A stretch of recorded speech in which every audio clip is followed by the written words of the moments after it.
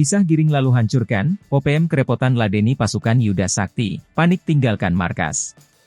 Pasukan TNI dari Yuda Sakti Batalion Infanteri 133 YS berhasil menguasai markas OPM di hutan distrik Aifat, Kabupaten Maibrat, Papua Barat Daya.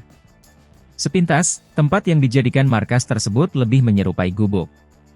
Sayangnya, ketika anggota TNI datang, satupun tidak ada anggota OPM di lokasi.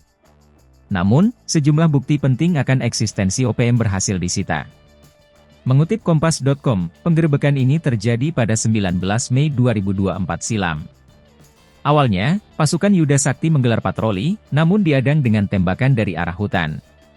Komandan Satgas Yonif 133 YS, Letkol Infanteri Andika Ganes Sakti, menyampaikan, anggotanya berhasil menguasai dan menduduki tempat persembunyian OPM dan menemukan berbagai macam barang bukti. Ia menyebut, anggota sempat melakukan pengejaran yang diikuti dengan kontak tembak. OPM ketar-ketir setelah pasukan Yuda Sakti memakai teknik pisah, giring, lokalisir, dan hancurkan.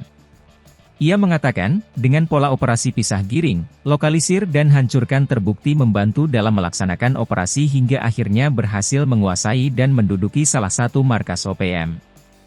Operasi penggerebekan dilakukan dengan menempuh jarak belasan kilometer membelah hutan dan menyusuri sungai. Hingga akhirnya sampai di lokasi yang dijadikan markas OPM. Dia mengaku, dalam upaya pengejaran, ditemukan sejumlah atribut dan alat tajam.